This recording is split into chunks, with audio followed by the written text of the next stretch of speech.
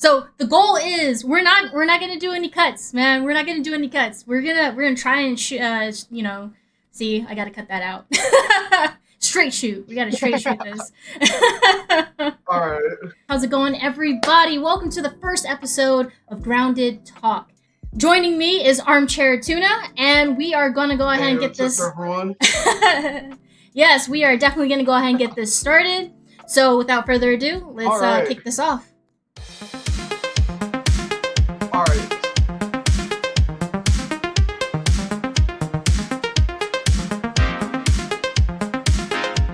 All right, Oh, my grounded. computer. Oh my god. Am I breaking your computer? No, it's good. This is gonna be the most pressure my computer's had in a while. Oh no, it's okay. I need to get a new one soon. Yeah. Dude, we're in the same boat right now. Like, I've got a PC Yeah. that is like it was like my wife made it back in 2015. Like, if that tells you anything. Ooh. Oh yeah. Yeah. It's not good. It is so bad that not only can I not stream, but I'm having a problem. Like, I had to do so many setting changes just to get this video running. So, anyways, let's go ahead and jump into grounded news. There has been there's been a lot of changes with this newest 1.3 update. I feel like it changed the entire game, in my opinion. Yeah, it really did. The elemental weapons, they've gotten changed to where after they've been upgraded after level 6, they get some special effect added to them. Yeah. For the the mint mallet, it kind of gains like an AoE effect on its third hit combo, similar to the ice staff. The Coltana on its actually no, it's not third hit. Once you parry, you get a large damage boost. Well, chance to get a large damage boost after. Yeah. Oh, let's see. Oh yeah, the Morning Star on your third hit, it deals bleed, which is really good. Morning Star, in my opinion, was kind of lacking for a while, so it kind of did get its little boost. Really? I love the Morning Star, dude. I feel like that was like my go-to. Yeah, it was for a while for me as well. And what I'm most excited about is the Battle Axe. The Battle Axe has been kind of like bad for a while, and it's finally pretty much, it feels like an end game weapon, which I'm happy for. I mean, when it was first released, are you gonna talk or? No, you're good. So basically, I mean, okay. for me, I never really used the Battle Axe. Like, I've had friends that's used it and they loved it. But in my opinion, I just felt like there were other weapons that were just so much better under circumstances. Oh, yeah. It was always circumstantial, and that's how I felt about the Battle Axe. So, yeah. Yeah. Battle Axe, I'm really happy that it feels more like an endgame weapon now and not just like a weapon that you would pretty much get just in the upper yard, like the Fire Ant Club, but just harder. Yeah. And, just recently, it's been so good to where they've had to give a 10% damage nerf to it, which is, I mean, it's valid because I revisited an old build of mine, which was a armor breaking build. Pretty much all it was just raw damage from Fire Ant armor. Yeah. And I was able to shred through the infected Broodmother in the first, 3-4 combos I did. Oh, wow. For second phase, I think. It probably wasn't that, but it was something similar to that. Dude, that's ridiculous. I mean... Oh, yeah. Especially if it's, sped up afterwards. Yeah, so... definitely with the nerf, of course, everybody was super disheartened that they nerfed it to begin with. Yeah. But in my opinion, I don't think the nerf is that bad. I still think it's a pretty powerful weapon. Oh, yeah. Honestly, the nerf is really good because it's more balanced now. Because before, it was absolutely busted. You would shred through everything with it. Yeah. As well as Chopper, which gives a defense nerf when using it. You're able to shred through things much more quicker. I definitely agree with that. There was especially with the new Black Widow change, it felt like now that she was weak against something, especially Sour, that Sour battle axe just like annihilated her without a second thought. There was like no effort put into that, even though they beefed her up quite a bit. I felt like the change between that they did for the Black Widow was challenging, but it almost balanced it out in a way. It was like, yeah, she's, weak against Sour. That's great, but unless you're not going against her with the Sour battle axe, it felt like it was a good challenge. You know what I mean? Yeah. And speaking of the Black Widow, her armor actually got a massive buff to where once you kill something, it rapidly heals you and also gives you an attack speed increase, which makes it pretty much the best armor for raids. Yeah. Oh, wow. I'm pretty sure everyone right now who, like with those, the Sour Battle Axe and the Widow armor, so I've seen so many videos of that combo together, and it's pretty much unmatched during raids. It shreds through pretty much everything. Yeah, definitely. That Black Widow armor is gonna get nerfed heavily. There's no way that they're gonna keep it that way. Probably. Yeah. I wouldn't say it might. I don't know, because it's to get the full value out of it. It's really only during raids. So if you're fighting something like the Mantis or the Infected Broodmother, it's not gonna be like as well because there's nothing else to kill. Yeah. To rapidly heal you and give you that attack buff.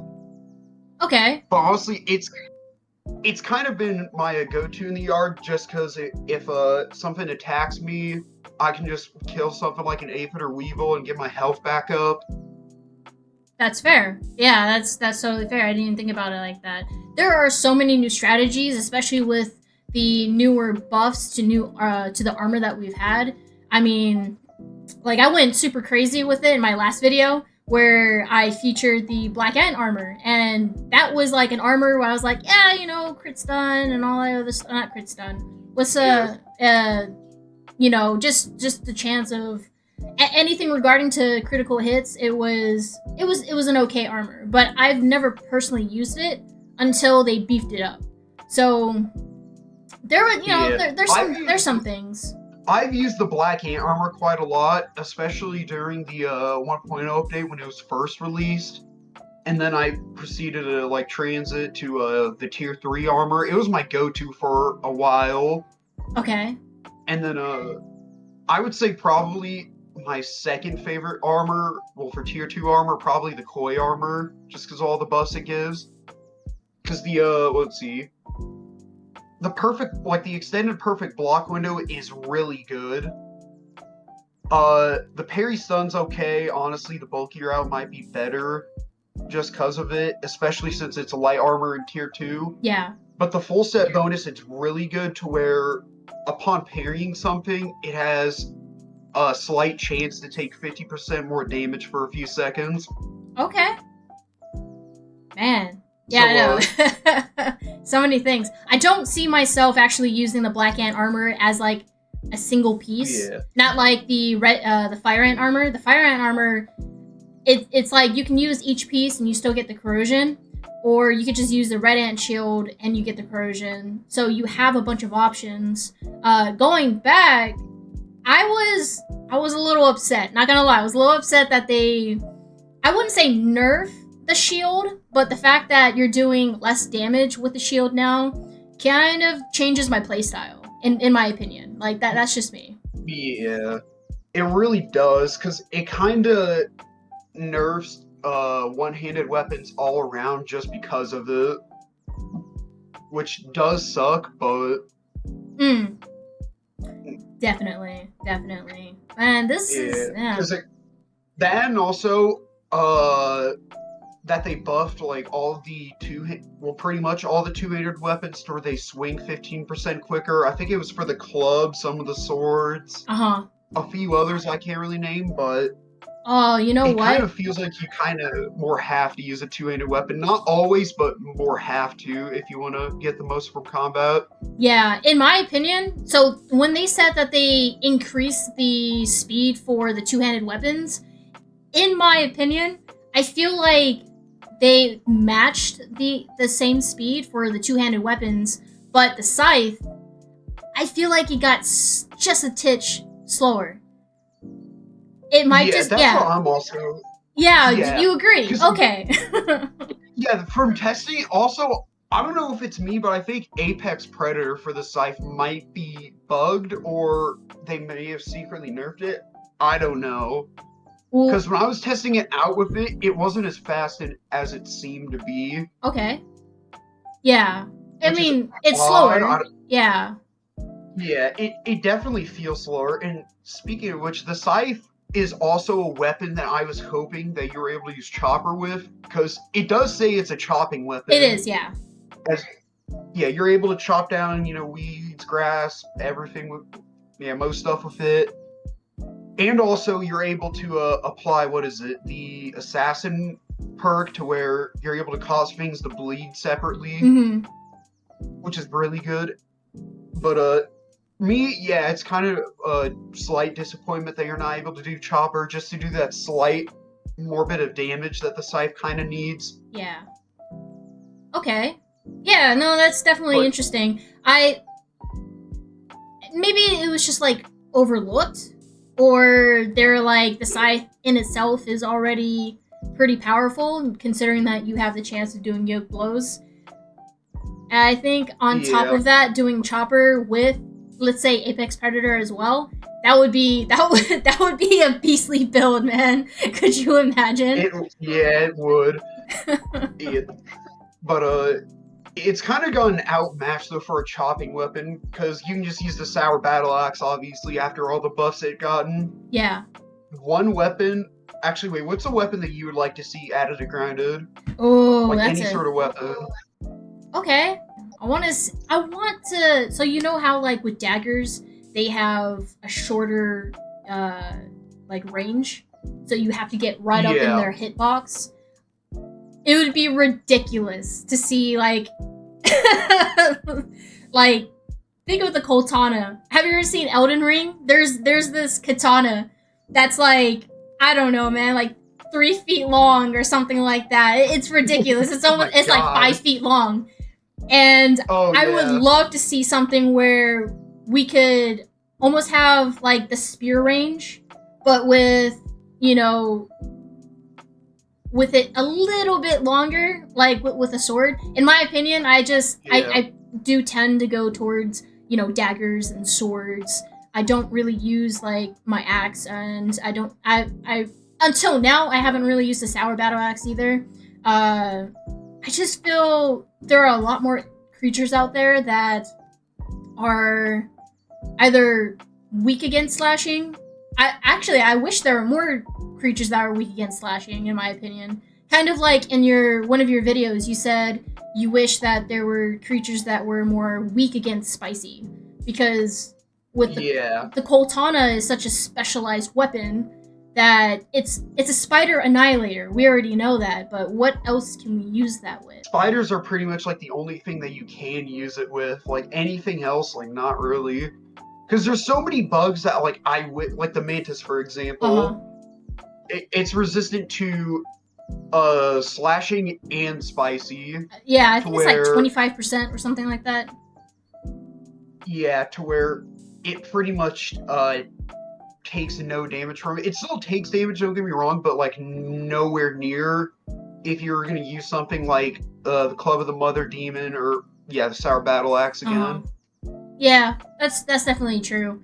There was one build that I was messing around with, because they had, kind of debuff the shields and you were dealing like less attack damage. So I was like, okay, if you use the Fire Ant shield and you get the corrosion effect, you're still kind of doing a little bit less damage over time, but it still adds that corrosion effect, because you do get the chance of their attack defense, like, decreasing, which does help out in general. But I think against bosses, I don't see myself using a shield unless I'm going against the infected broodmother. I would have to be very patient. Like, I think my quickest time defeating the infected broodmother in her lair is probably like less than 4 minutes. It still takes me a while, man. I think my fastest time is when the fist build was busted when the Infected Broodmother came out. Yeah. So, I think it was around 2-3 minutes if I'm not correct. Well, if Yeah. I'm not wrong. Because No, that like sounds about pretty much right. all you had to do was just parry everything, and then the fiery armor, little fist, all that would do like all the rest. Definitely. It was so interesting to see how Lil Fist kind of came out and people discovered that it could be the most powerful build. In my opinion, I still think it is, as long as you're really good at pairing. It is. Yeah, Like, I had a friend. He helps me out. He's like a woe mode god. Like, this guy is intense.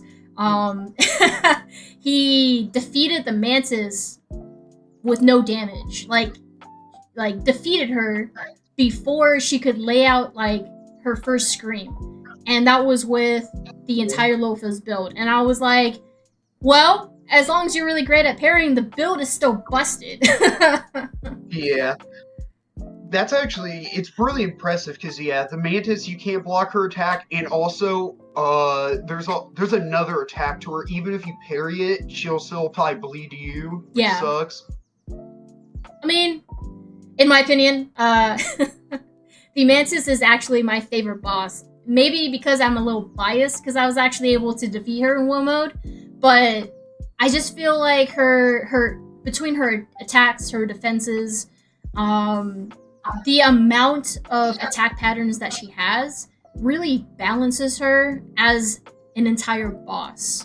With the hedge broodmother Yeah, being the easiest because she only has like what like 1, 2, 3, 4, like around 5 attack patterns, but it depends on which phase that she's in. So of course, after each phase, she does get a little tougher. But the Mantis overall, I feel like is a little bit more balanced because she could throw you. And I didn't learn this until I did go against her in Woe mode. That it was I took it for granted. Is all I'm gonna say. The infected bird yeah, mother still is the hardest boss. It is. But I yeah. feel like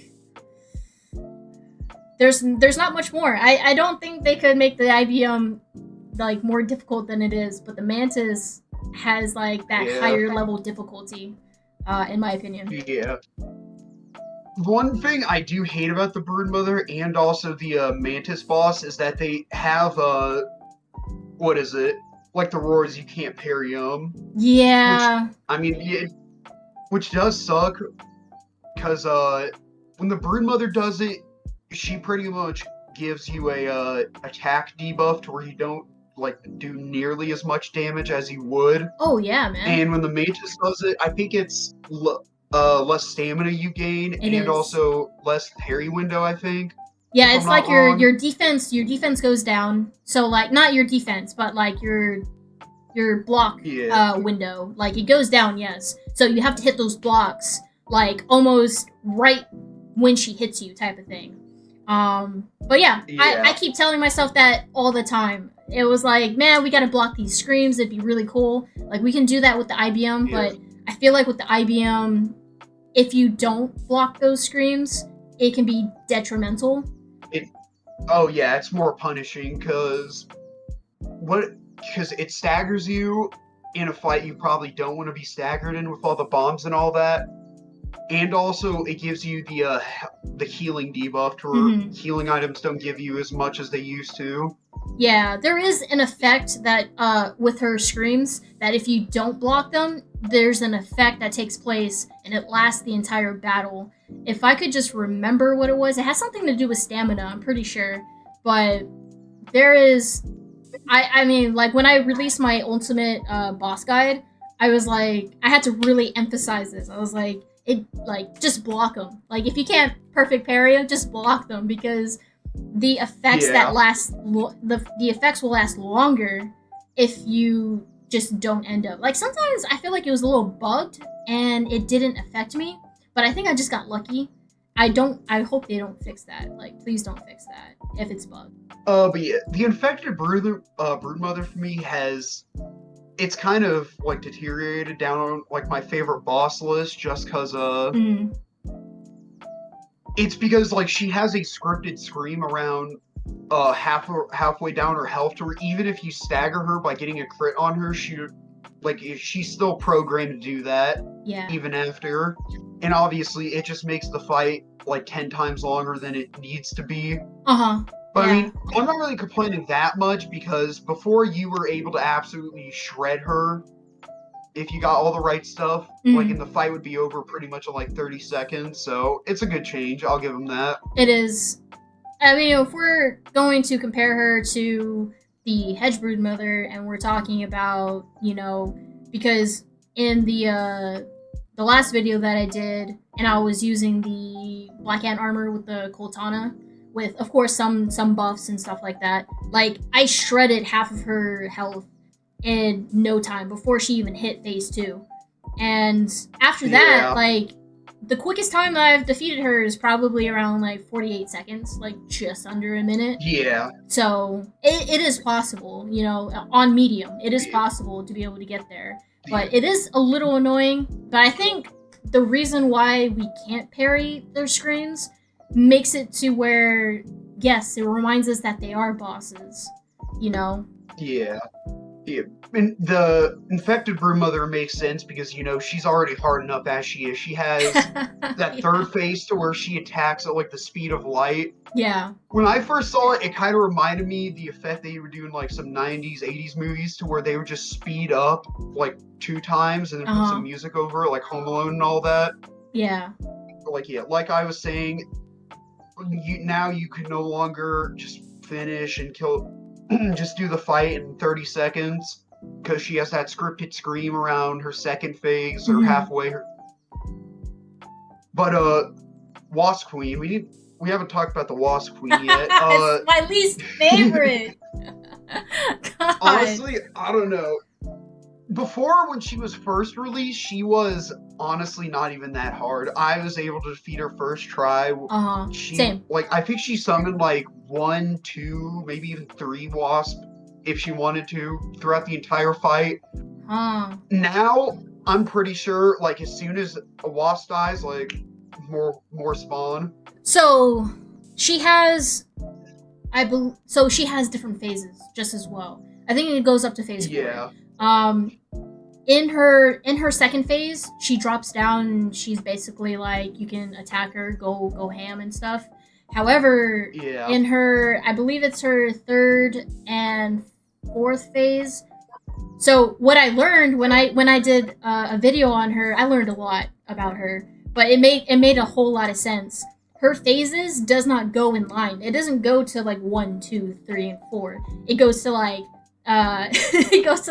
phase 1, phase 2, phase 3, then phase 2, then phase 4, then it jumps around, and that's kind of what makes her a little unpredictable. But what's killer and what makes her really difficult as a boss, especially in multiplayer, is the amount of wasps and wasp drones that she will summon. So like, take it in like medium mode, you're playing with 4 people, she summons 1 drone, or not 1 drone, but 1 wasp per player, or she summons like 2 wasps, then an additional wasp per player. So it kind of like makes her even harder to be able to do that. And I want to say, out of all the bosses, her resistant level increases exponentially compared to the other bosses. Yeah, by the time that she's on her last phase, her attack resistance, or her defense attack resistance, is like 82.5% or something like that. It's pretty crazy, man. Yeah. Then also when she gets the wasp drone out, I don't know if the wasp drone heals her at all, but I do know it gives her the bleed buff. Yeah. Yeah, I haven't seen that one too much. But yes, they like the drones will heal her. But I haven't seen it so much that it substantially heals her, unless you're going against her with like a poison build, or a venom build now. Like there's options. Also, it was interesting when they did bring in like the venom, and they're like, okay, the Widow Dagger can do venom damage now. which is really cool. And the you got the mother demon builds. You got the broodmother armor, and they also have like venom coating. So I thought that was super cool to add in addition. But I feel like a lot of these builds just makes it easier for you to annihilate the broodmother opposed to other creatures. Yeah. Yeah. But yeah, I gotta say the bard build to where you're able to do with her, like to pretty much do a summoner build, is so much fun. It's gotta be one of my like favorite builds to do. Yeah. Okay. Because yeah, with all the wasp you're able to summon from the bard bow, as well as like all the buffs you're able to give yourself from the cap, it's fun. Yeah. And I wish I was good at range, dude. I suck at ranged attacks. I try so hard, and I'm like, okay, I'll use it, like if I really have to, you know. Yeah. When she was first brought to the public, people were using pollen arrows, but I think they buffed her along the way. I wasn't too sure about it because I hadn't, beaten her at in the beginning when she was first released. But I was like, her stun threshold it's nowhere near as the infected broodmother, but it is quite substantial enough to where pollen arrows can kind of bring her down. But you're talking about maybe like 10 arrows in, if that. It's enough to notice. I know, just a lot of range builds in general. That's usually the boss that I fight against if I'm doing a range build. She is difficult, I would say, but I think she's often overlooked because she was released about less than a month before the infected broodmother came out. So the infected broodmother came out like a week after she was released, I believe. Yeah, no, it was ridiculous. It was really fast.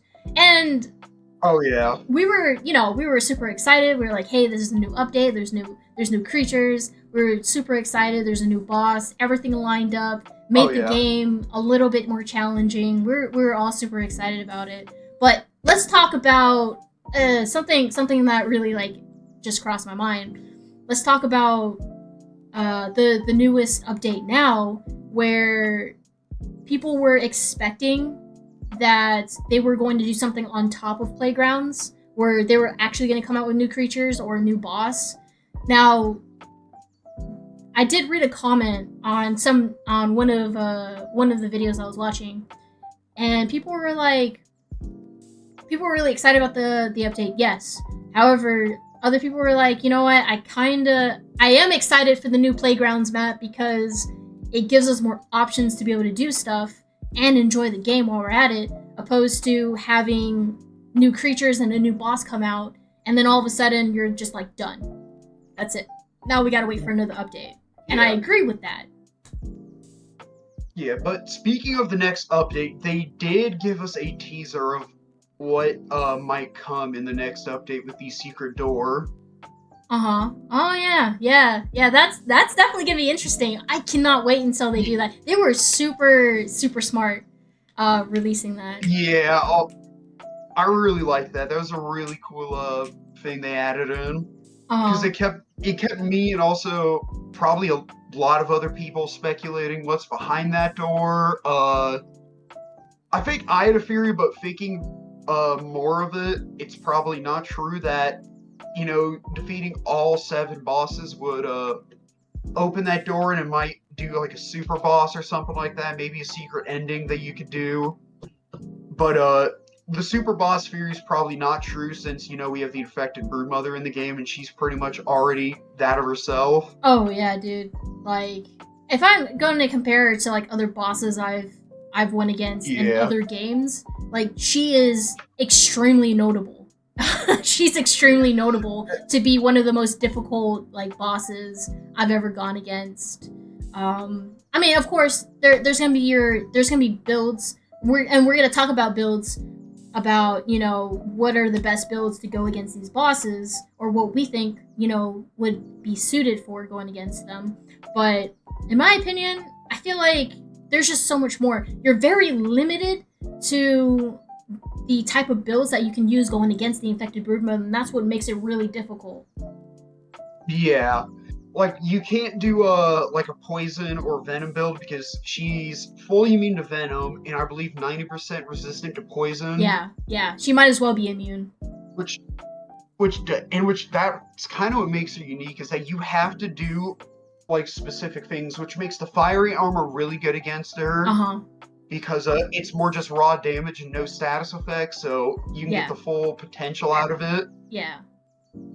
Now, would you recommend that a person goes in...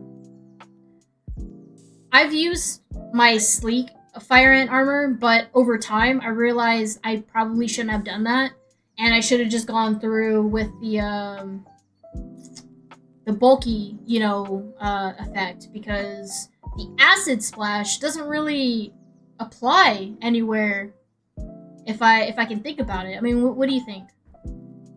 The acid splash, it's kind of hidden. You kind of gotta listen for it, and you gotta have like good eyes to see it. So maybe, like if you think it didn't activate, like it probably did, but it made like such a not really noticeable difference. Yeah. Like, don't get me wrong, it's like a slight difference, but like not as much to where you could see like her health bar draining quickly. Oh yeah, no, that's not going to be the case whatsoever. By the time you hit even the second phase, or you're midway through the second phase, you're already under a bunch of debuffs that affect how you're going to fight in general. And then that's all it really is. So the biggest build that we definitely recommend, and it's been featured in so many other videos, is you gotta use that fire ant armor, and the termite, what was it? The termite armor? That was the other recommendation. Oh yeah, termite chest piece. Yeah. Pretty good. Yeah, the chest piece was... I feel like you could be better. Yeah. It's still really good, especially when the infected broodmother came out. The infected broodmother kind of like indirectly buffed a lot of things, like the scimitars getting used more often. Yeah. The termite breastplate was being used because of how fast she is. A bunch of stuff. That, and also the newest trinket, which is the giddy gooper you get from the fireflies, to where it actually makes fireflies more like have a use. Besides, just getting them for light or something like that, like for your base, just decoration. For sure. And I'm actually really happy that they came out with new craftable trinkets. I mean... Oh, yeah. Yeah, it kind of makes getting into the game a little bit more, like, there's more of an incentive to continue. Because, in my opinion, like, for the longest time, it went from, like, okay, you're starting with nothing. And then it takes you a long time, especially if it's your first time or you're still new to Grounded. It takes you almost, like, way too long for you to make that next step to get to tier 2. That's kind of what it felt like for a little while. Mm-hmm. One thing that I do kind of wish is that they added more early game weapons, but I don't know how likely that's going to be. It would be interesting to see if they did something like that. At least some newer early armor, because of course you got the acorn armor, right, and you've got the rotten bee armor, but they are what they are. However, like, especially even if you play in medium mode, if you somehow decided to go ahead and upgrade your acorn armor to like another level, like level that up, then you're still having difficulties trying to get that ladybug armor, because ladybugs are like, they'll bulldoze it over you like easily. But you get 2-shotted, 3-shotted, depending on which difficulty you're on, which we're going to talk about difficulty changes here in a minute, because that's the most exciting part for me, is the difficulty changes. Going back to the weapons, you said, well, I wish we had, or something new. There's a weapon in Valheim called, I think it's called Stag Breaker or something like that. And I know. You know what I'm talking about, dude? Like, weapons. Yeah. Yes. I know. Could you imagine if we had something like that did not only an incredible amount of damage, but an AoE that like made the earth quake. Like that'd be so sick. Yeah, I was thinking about that. Like, I was thinking of them. They should add like a Warhammer, because There's this one game I was playing with my friends not a while ago. It's called Chivalry 2. Okay. And there's a weapon in the game called the Maul, and if you do a heavy attack and hit someone, it sends them flying. Like a. That's crazy. It's good. It's fun. Yeah. Like, it's slow, and you're probably gonna die if you don't know how to use it. But oh my god, the hammer makes things so fun in the game, because if you get a hit on someone, or if you do a heavy attack on someone, it sends them flying. Like, I'm talking about funny. 5-6 feet, maybe more back. Okay, all right, yeah, it would be super that cool. Would be really cool. Yeah, it'd be cool to see more. If they added a Warhammer, because I would be really into that idea. Yeah, and also it would buff the hammer category as a whole. As right now, hammers are kind of mid. Yeah, Like the Black Ox hammer, the Insect hammer. It would be really cool if they did add that. You know what? That's a good point. Actually, not talking about hammers. Yeah. That is one weapon that's quite often overlooked, because even if something is weak against busting, you're still going to use a club.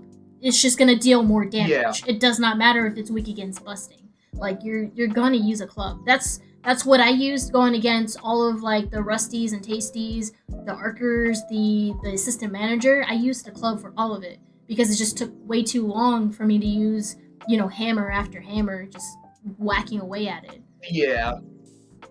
Yeah, it feels like you're taking a week to swing it. Yeah, exactly. It takes a while. It does. And it also leaves out a bunch of damage. Like a video I did, like, because of how slow it was, I wasn't able to do like all the full damage I wanted to a boss, like to get that full 3-hit combo in because of it. Okay. Yeah. It would be it'd be good as well, because they have high stun and then decent damage. Yeah. Like the speed just needs a little bit quicker, in my opinion, because right now it's pretty slow. Something they could do is sorry about that. Is I was testing it out to where, like, I killed something with the Black Ox hammer with the Widow gear, and I believe it's a 10% increase in attack speed. Okay. And it was like the perfect speed for the hammers. Maybe not perfect, but it was like just enough to where you can get a bunch of damage in, like similar to the other one-handed weapons. Okay. Dang. Yeah, no, that's super interesting. That might be a good buff for it. It could be. For all the hammers, because right now, I would honestly, in my opinion, consider hammers to be like the worst weapon type in the game right now, which sucks, because hammers are like my favorite weapon in other games. In Valheim, the Stag Breaker, the Demolisher is like my favorite thing to use. Yeah. And in other games, like Warhammers are my favorite thing to use. Could you imagine doing like making the most tankiest build, and we could have like one of the shields that didn't come out was like that huge shield. Apparently, you know what I'm talking about, like that one. Like if we could get a massive shield, and you could just like it had an effect where like if you block something, it could repel some damage back, almost like when you hit something really hard, you can feel that reverberation, like something like that would deal with like it wouldn't be like a crazy amount effect. Yeah, pretty much, like it wouldn't be a crazy amount of damage, but it'd be something that you could use. Of course, it would slow your movements down if they were to think of something like that, but I mean, we could go on and on about that, but let's go ahead and talk about the difficulty changes. I feel like with the newer players, because Grounded gets new players almost every single day, and I see this. I see this. You see it.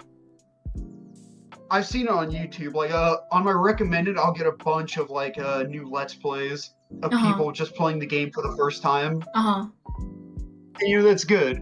I'm glad Grounded's expanding. It is, and that's the reason why, like, well, for us, it makes it even more worth it to know that our videos do help people out, especially if those who, really enjoy the game, or they're just wanting to get into it, or they're inspired to get into it. Excuse me. So I was thinking, this video in general could also help out a lot of people. Plus, who doesn't like to talk about one of their favorite games? I don't mind being in this niche, in my opinion, because I enjoy the game so much that I feel like there's always something new to come out, and there's always something to talk about. So, difficulty changes. I had it pulled up. Give me just a moment so I can figure it out where Oh, is it this? Yeah, okay. right. No, you're fine. So, I found it. So, basically, the biggest change was wool mode. This was, so first, it's hard to say if I agree with the changes. I feel like Yeah. so when you read it out loud, and I'll read you some of it. So, All right. the player damage buff is buffed from 75% to 80%. The integrity of structures go from 50 to 100%. And item durability are buffed from 75% to 100%. Now, when you read it just off of that, it basically is like, oh, well, wool mode isn't difficult anymore. However, then they add, okay, first off, if you die, you lose everything. Everything. Oh, okay. So so it's like old grounded, to where everything will drop on the ground. And you have to go get it. Exactly. That Okay, was that's not bad. It's not bad. No. However, you're looking at creature health. So creature health increased from 100% to 120%. So basically, yeah, exactly. So could you imagine going against the wasp queen, for example, with Oh my god. friends Oh, no. on wool mode? Like, could you imagine, dude? Oh no. A thing that's a nightmare is having my your main base attacked by wasp. Oh, that's gonna be such a nightmare to defend against, especially if it's like a tall structure. Look. Oh god. Because on medium mode, I had to reload a save because they pretty much destroyed a bunch of my base just because of it. Yeah. I mean, just don't piss them off. Wool mode, I feel like, has gotten more manageable. And I think that's the word I'm looking for, is manageable. Meaning, you can do stuff, you can play wool mode, and you don't have to worry about, let's say, did you know the time of day actually speeds up even longer, or it's faster? Ooh. Yeah, it does, but they decreased it. So it went from 100% to 80%, which I don't know what that is in the newest update. I don't know what that's converted to. But anyways, I feel like because everything drops like how it used to, that changes everything. It makes it, because you're gonna die in wool mode. That's just how it is. I've only known one person that's done a zero death playthrough, and he's yeah. I mean, he did like the bare minimum, but still he was able to do zero death playthrough on wool mode, which is an impressive feat, if I may add. But I think overall they made it manageable so that new players can, be able to experience this difficulty level without being overly frustrated with it. Yeah. Yeah. I also seen quite a few people do zero death, which is pretty hard, especially with some of the stuff that could happen in the game. There's a lot of bugs. I'm pretty sure there's still... Yeah, there is still quite a lot of bugs. I think there is one bug to where there's a chance where you can just get flown into the grass, once you get attacked by something and die. Yes! Which has happened to me a few times. Dude, that's my biggest fear. Yeah. In my zero death playthrough, in my zero death playthrough, that is my biggest fear. I was going against a Black Ox Beetle, and I was like, okay, I see you in the grass. It's not gonna happen. I see you. So I'm like, okay, let me piss it off, and let come to me type of thing. And that battle took a lot longer than it should have. But again, there's just a bunch of risks, and it takes a lot of practice and a lot of experience for you to notice these type of bugs, Because when I say if I end up dying to something like that in my zero death playthrough, I'm just gonna flip my table. It's table flipping Oh time. yeah. All I'm saying.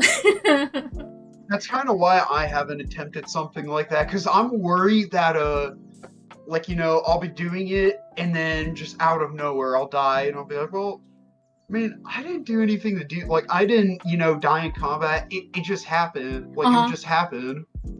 Going back to war mode, especially with these newest changes, I want to say it's very similar to medium. However, it does have its challenges. It still has its challenges. It's always going to have its challenges. But I don't think it's going to be any of those changes that will affect. It'll just you'll have to look at the game in a whole new perspective. Basically, it's like the first time I played it, it felt like I was playing it for the first time, because you're talking about like, oh, I haven't died this easily in so long. Oh, this strategy doesn't work in WoW mode, so I have to figure something else out. So yeah, it still has its challenges for sure. And in my opinion, like, yeah, it sucks that they, buffed a lot of things up, but at the same time, it made it manageable to where it makes it a little bit more fun. All right, so should we talk about the maps? Oh yeah, the maps. Okay. Yeah, let's talk about the maps. All right, the maps. So I have yet to play any of the maps. I'm actually really busy because I've been making my own map, and I still have some bugs I need to tweak and little fixes here and there, but it will come out very soon. I cannot wait. But the mechanics, I was very surprised to see how everything worked so smoothly, and it was so simple. Oh yeah. I mean, there are some things that are simple, and then you have your gadgets and gizmos, and there's some things that just don't make sense. I'm still trying to figure that out, but hopefully I will be able to, so I can make another video on it. But creating a map, now that I've never felt so proud. I mean, you're talking about starting from scratch, dude. So when you play these maps, it's like, wow, like someone really took the time and effort to think every little thing through. Oh yeah. The what is it? The one map I did play, which is the Harbinger of Doom. It was a really good map. Okay. Like, they really fought out on it, because when you do the first chapter, you're in the haze, and it's pretty much like a death run to get to the end point. Okay. And I wasn't able to do it, but it was fun. I'll give it that. It was a really fun map. So I definitely recommend going to try it. Okay. All right. Definitely put that down. We will put the any maps that we will talk about. We'll definitely put that down below. That way you guys can either try it and. Yeah, but speaking of maps, me and also a friend of mine, we were planning. Right now we're planning on making our own map. Okay. It's kind of going to be Do you know the game Castle Crashers? No, not at all. But pretty much it's kind of like a dungeon crawler, pretty much, and that's what it's gonna be. Okay, that's cool. But yeah. That's what we're planning. Right now we're trying to work on the second act, but we still do need to flesh out the first act. Okay. For it. Yeah. In total, there's gonna be, I would say, probably 3 acts, each spanning to each tier of creature. Wow, really? Yeah, so, obviously the first act, it's mostly going to be tier 1, maybe some tier 2 creatures. Second act, it's going to be mostly tier 2 creatures with maybe tier 3. And then third act, it's just going to be pretty much all tier 3 creatures. Okay. Yeah, so this a lot to get into. Well, what would you say is like one of your favorite features about the being able to create your own map on Playgrounds? Honestly, if you're able to be just creative with it, you can make some really good maps. Mm-hmm. Like the Harbinger Doom map, for example. Like, they really did some creativity for it, because you have the whole atmosphere of it just makes it feel like a war zone. Yeah. Because you have the gas from the haze, you have like explosions going off, you have let's see, I don't know what these things are called, but they're kind of like these like spike things, where they have like the spikes. I don't know what I don't know what they're called, but they're kind of like silver. I forgot what they were, but yeah, Okay. they use that like as kind of like the little like barbed wire things. But Uh-huh. it was pretty good. It was a pretty good map. Like it made you feel like you were actually, running through like a war zone trying to get to like an exfil point. Man, that's really crazy. I'm so happy that you mentioned it because uh at first it was a little confusing for me, getting everything set up, but I the it all it took was me to connect one thing to another, and I realized just how much more simple it was compared to like Minecraft. Need Yeah, you don't need to overthink these things. You literally just be like, okay, this can connect to this, and you can connect that to that, and you have options to change, what actions certain things do. So I thought yeah, the amount of thought that the devs put into this game is honestly it's beautiful. yeah. I've never played a game that has had so much thought put into it. I mean, opposed to Oh like your yeah, Souls games. But yeah, no, it's I think that's what makes this game that just started out as a small survival you game know, to what it yeah. is Honey, now. I Shrunk the Kids as a survival game. Yeah. Yeah, exactly. Uh, Yeah, one thing I would say about playground mode is that I wish you could lock certain settings, like let's see, creature health scaling. Uh-huh. I believe you could set it for the base, but I believe if people want to, they can change it anytime. Okay. Because that's what I was thinking for another map, like an own personal project, was kind of like an impossible mode. It was going to be maybe the Wasp Queen or the infected Brood Mother, but like 3-5 times of its health. Yeah, no, it definitely would be interesting. They have so much to do. Like now that they introduced playgrounds, which in of itself could be a completely separate game if you Oh really want yeah, to think about it like that. But they have so much things that they could do. There's so many yeah, opportunities to be able to make this so much better. But the fact that people are really embracing this newest update makes me happy because it oh is yeah, what it is. Like it's making the game thrive. It's really bringing to yeah. life a lot of Like what yeah, the game some people has. were but yeah, some people they were disappointed that not much survival content was added, but they gave us new combat changes and also a teaser for the next. Well, it could be a teaser for the next update with the secret door. Yeah, I think it redefined the game in my opinion. It gives us options to be able to experience this survival game that we've been experiencing for the past what like 2 years 3 years and it Yeah, gives us like a whole nother perspective. It's not okay, let's start the game, okay, I've started this game before, and then it's like, okay, I know what to do next, I know what to do next. These maps make it almost impossible. Like it's like you're starting a whole new game. You know what I mean? It's like, okay, oh this is yeah, yeah. You step into a map and you're like, okay, I have no idea what are the objectives. You have to figure these things out. Like especially some PVE maps, like you really got to think these things through.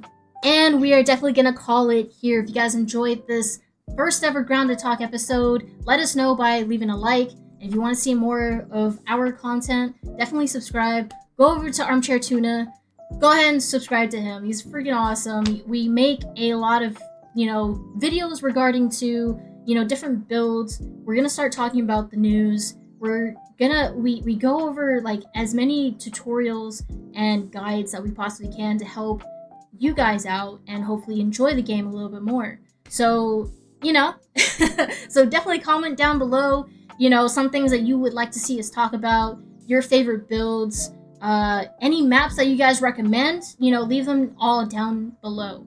Other than that, we will see you in the next video. Bye! see y'all.